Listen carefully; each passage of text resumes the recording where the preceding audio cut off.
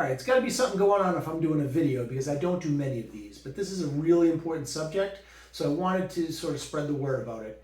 And what I'm going to be talking about today is that the rules of real estate are changing very significantly going forward, especially for buyers and sellers.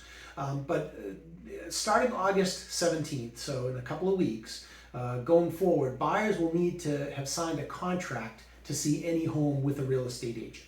Okay, so it's not like it was before. Today, you could pick up the phone, meet an agent at the house. They do have to give you a disclosure, but there's no contract involved most of the time.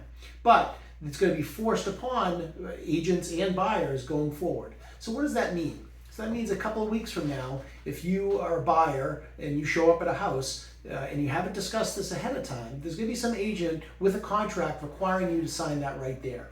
Don't end up in that position. Because what we're starting to see out in the market is that there's some agents that are really taking advantage of this. Okay, what they're doing is they're having buyers sign very burdensome contracts that have a high rate of compensation, very long duration, and they're ironclad. So what that means is even if you decide afterwards that you don't want to work with that agent, you didn't click, they weren't local, they weren't knowledgeable, whatever, you are going to be forced to pay that agent if you buy another home from anybody else. You could buy it from another agent, you could buy it from a for sale by owner, you could buy it from a family member.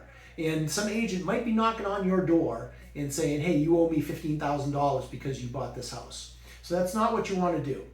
What you want to do is before you see a house, now it's more important than ever. You want to do your own research, interview some agents, get a referral, talk to the agent before. And what you want to talk about with that agent is how they're going to work for you. Are they suitable for your search? Are they knowledgeable in the area? And in that contract, you will still need to sign a contract, but in that contract, it's going to have the scope of everything, and all of that is negotiable. The time frame that you and they commit to, the compensation.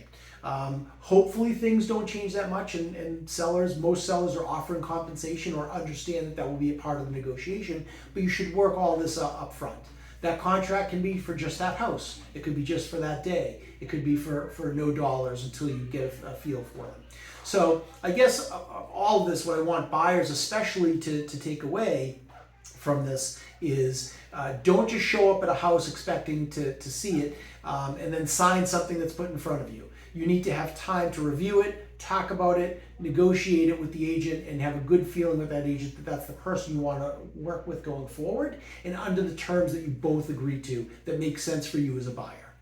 Feel free to reach out to me. I'm happy to discuss this in much more depth than I can in this video. But because this is coming up, I wanted to get the word out there. We are starting to see some real bad contracts out there, and buyer needs to beware.